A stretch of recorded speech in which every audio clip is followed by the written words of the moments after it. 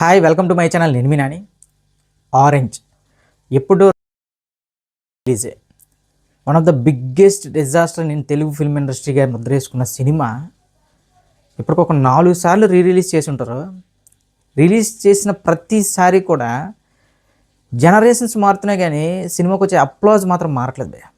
ఇదే అప్లాజ్ కానీ 2010లో orange cinema release అయినప్పుడు వచ్చుంటే నాగబాబు గారు పెద్ద అప్పర కుబేరుడు అయిపోయి ఉండాలి. కానీ సినిమా రిలీజ్ అయిన టైంలో సినిమాని ఎవడూ దాకలేదు. కానీ ఇప్పుడు మాత్రం one of the best cult classic in Telugu film industry, one of the best love story in Telugu film industry అని ప్రైస్ చేస్తున్నారు. ముఖ్యంగా దీనికి కారణం అయితే నాకు తెలిసి మగధీర అనే సినిమా. మగధీర లాంటి సినిమా తర్వాత రామ్ చరణ్ గారిని అంత లవర్ బాయ్గా చూడడం కానీ లేదంటే అంత క్యూట్ లవ్ స్టోరీని జనాలు అప్పట్లో యాక్సెప్ట్ చేయలేకపోయారు. ఎందుకంటే ఒక మాస్ ఇమేజ్ తర్వాత మళ్ళీ ఏదో ఒక కమర్షియల్ సినిమా ఎక్స్పెక్ట్ చేశారు. కానీ అప్పట్లోనే అతిపెద్ద ప్రయోగం నిజంగా చెప్పాలంటే రామ్ చరణ్ గారు తీసుకున్న ఈ నిర్ణయం మాత్రం హ్యాట్స్ ఆఫ్ అని అనుకుంటే ఆ టైంలో వేరే కమర్షియల్ సినిమా చేయొచ్చు, ఏదేదో చేయొచ్చు. కానీ నాకు తెలిసి రామ్ చరణ్ గారు ఆరెంజ్లో కనిపించినంత అందంగా కానీ అంత డ్రెస్సింగ్ కానీ అవన్నీ చూస్తే ఇప్పటికీ కూడా one of the best trending ఉంటుంది. ఎంత క్యూట్గా ఉంటారో ఆ లవ్ సీన్స్ కానీ, ఇంకా ఫ్లాష్ బ్యాక్ ఎపిసోడ్ అయితే మాత్రం పీక్స్. ఆ రూబా రూబా సాంగ్ ఇంకొక ఎన్ని యుగాలైనా ఏదైనా సరే తెలుగు భాష ఉన్నంత కాలం ఆ రూబా రూబా సాంగ్ ఉంటుంది. అలాంటి సాంగ్స్, అలాంటి పిక్చరైజేషన్స్, రామ్ చరణ్ గారి క్యారెక్టరైజేషన్ అవన్నీ కలిపి రిలీజ్ అయినప్పుడేమో డిజాస్టర్, ఇప్పుడేమో రిలీజ్ అయిన ప్రతిసారి కూడా ఒక ఎలా సెలబ్రేట్ చేస్తారంటే సినిమాని, లవర్ అనేవాడు తన లవర్తో ఖచ్చితంగా చూడాలి ఈ సినిమా. ఇంకా లవర్ లేనోడు కూడా ఈ సినిమాకి ఖచ్చితంగా వ్యాలంటైన్స్ డే అయితే సెలబ్రేట్ చేసుకోవాలని ఆశపడే రేంజ్లో ఆరెంజ్ సినిమాని ఇంత కల్ట్ క్లాసిక్గా చేసిన ప్రతి ఒక్కరికి కూడా అంటే ఎలా ఓన్ చేసుకున్నారంటే ఆరెంజ్ సినిమాని ఫ్యాండమ్స్తో సంబంధం లేకుండా ముఖ్యంగా అలా ఓన్ చేసుకోవడానికి గల కారణం మాత్రం నాకు తెలిసి సాంగ్సే భయ్య. ఈ సినిమాలో హరీష్ జయరాజ్ సాంగ్స్ ఉంటాయన్న అసలు ఎప్పుడు విన్నా సరే ఎంత ఫ్రెష్గా ఉంటాయంటే ఏదో అనురుద్ధి కొట్టేస్తున్నాడు, ఈడు కొట్టేస్తున్నాడు, ఆడు కొట్టేస్తున్నాడు, తమను తెంచేస్తున్నాడు, ఏదో మాట్లాడతారు. కానీ ఆరెంజ్ సాంగ్స్ని కొట్టే డైరెక్టర్ లేడు, మీడియేటర్. ఇక రామ్ చరణ్ గారి కెరియర్లోనే మగధీర రంగస్థలం అంటాం కానీ ఆరెంజ్. ఎందుకంటే అన్న నీకు మగధీర రంగస్థలం సినిమా కూడా ఇన్నిసార్లు రిలీజ్ అయ్యేవి తెలియదు. కానీ ఆరెంజ్ మాత్రం నాకు తెలిసి ప్రతి ఇయర్ వ్యాలంటైన్స్కి రిలీజ్ చేస్తూనే ఉంటారు. ఆ రిలీజ్ అసలు ఎవడు కొన్నాడో తెలియదు. కానీ వాడి దగ్గర డబ్బులు లేనప్పుడల్లా నాకు తెలిసి రిలీజ్ చేస్తాడు. ఇంకా జనరేషన్తో సంబంధం లేదు, చెప్తున్నా కదా. కాలేజ్ కుర్రాల నుంచి యూత్ ప్రతి ఒక్కరు ఏ జనరేషన్లో యూత్ ఉంటే ఆ జనరేషన్ యూత్ని ఆకట్టుకోగలిగే కథది.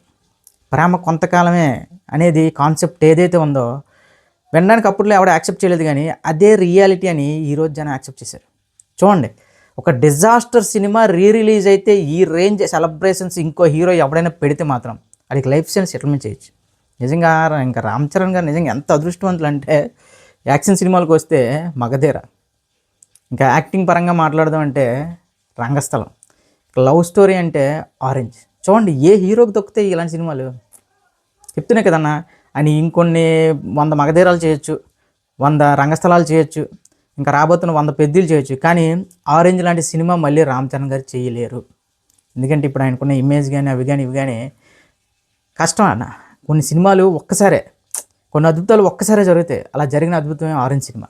ఇదే అద్భుతం, ఇదే కలెక్షన్స్ నిజంగా సినిమా రిలీజ్ టైంలో ఇచ్చుంటే మాత్రం వేరేగా ఉన్నాం, వేరే లెక్కలు ఉన్నాం, మనం వేరే రామ్ చరణ్ చూద్దామేమో.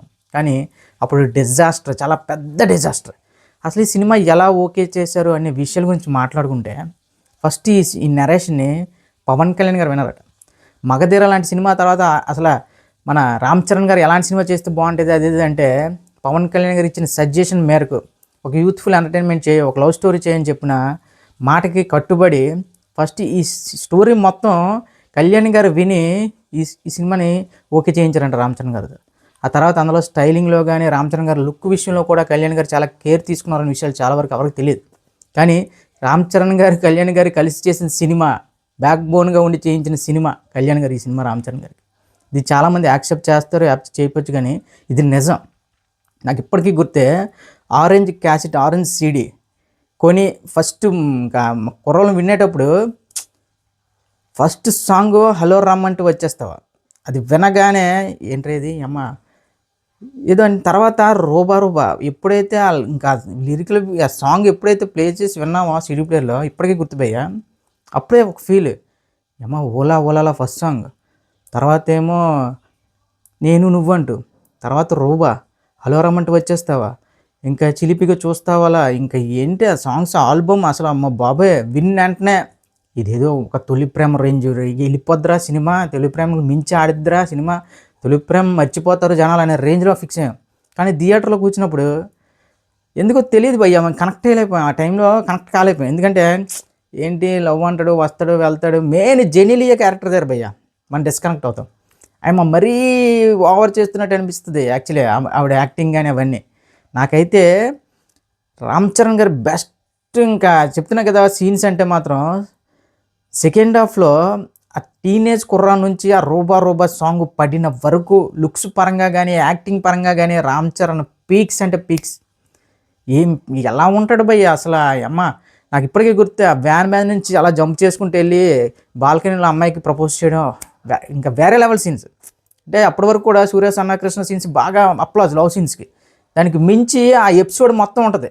సూర్య సన్న కృష్ణలో ఎలాంటి ఎపిసోడ్స్ పడతాయి లవ్ సీన్స్, దానికి మించి మాత్రం ఆరెంజ్లో ఆ ఫ్లాష్ బ్యాక్ ఎపిసోడ్ అంతా టాప్ నచ్.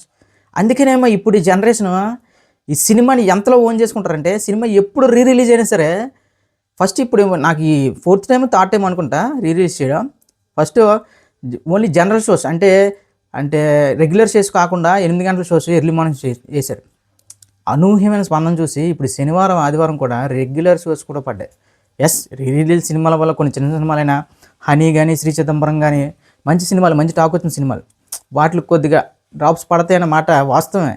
కానీ ఆరెంజ్ సినిమా విషయానికి వచ్చేసరికి అదొక నేషనల్ యాంథమ్, ఒక కొన్ని ఉంటాయి జనరేషన్ మారినా సరే అవి తప్పకుండా అలా పాటించాలో, ఆరెంజ్ రిలీజ్ సెలబ్రేషన్స్ కూడా అలాగే పాటించాలని ఫిక్స్ అయ్యారు ఏంటో తెలియదు. కానీ యూత్ అనేది ఆరెంజ్ సినిమా ఎప్పుడు రిలీజ్ అయితే అప్పుడు పిచ్చ సెలబ్రేషన్స్.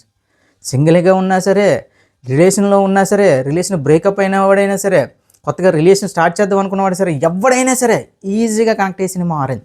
అందుకనేమో భయ్య ఈ సినిమా ఎప్పుడు రిలీజ్ చేసినప్పుడు డబ్బే డబ్బు. పాపం నాగేంద్ర బాబు గారు మాత్రం అనిపిస్తుంది కొన్ని మీమ్స్ వస్తుంటే, చెత్తనా కొడకల్లారా అప్పుడే హిట్ చేసి ఉంటే నాకు ఎంత బాగుంటారా, ఎంత నేను అసలు సూసైడ్ వరకు వెళ్ళేవాడిని కాదు కదా అని మాటలు వస్తుంటాయి, చాలా ఫన్నీగా ఉంటాయి. నాగేంద్ర బాబు కూడా అదే ఎక్స్పీరియన్స్ చేస్తుంటారేమో. అప్పుడు ఏమైంది జనాలకి, ఇప్పుడు ఏంటి ఈ సినిమాకి ఇంత ప్రమాదం అంటే, సార్ కొన్ని అద్భుతాలు అంతే. రిలీజ్ అయ్యే డేట్లు కానీ రిలీజ్ అయ్యే టైం కానీ బాగోపోతే దాన్ని ఎవడేం చేయలేడు. అరవింద్ సమేతలో డైలాగ్ ఉంటుంది కదా, ఒక విషయం అనేది చెప్పే సందర్భాన్ని బట్టి చెప్పే మనిషిని బట్టి మారిపోతుందనే రేంజ్లో ఇప్పుడు ప్రజెంట్ రిలీజ్ అయిన ప్రతిసారి కూడా నాకు తెలిసి ఇండియాలో ఈ రేంజ్ అప్లాస్ వచ్చిన సినిమా మాత్రం ఆరెంజ్ మాత్రమే. ఎన్ని రిలీజ్ అయినా సరే ఆరెంజ్ సినిమా ఎప్పుడు కూడా ఒక కొత్త అనుభూతిని ఇస్తుంది భయ్య. అందుకనేమో ఇంతలా ఎగబడతారు ఆరెంజ్ రిలీజ్ అంటే.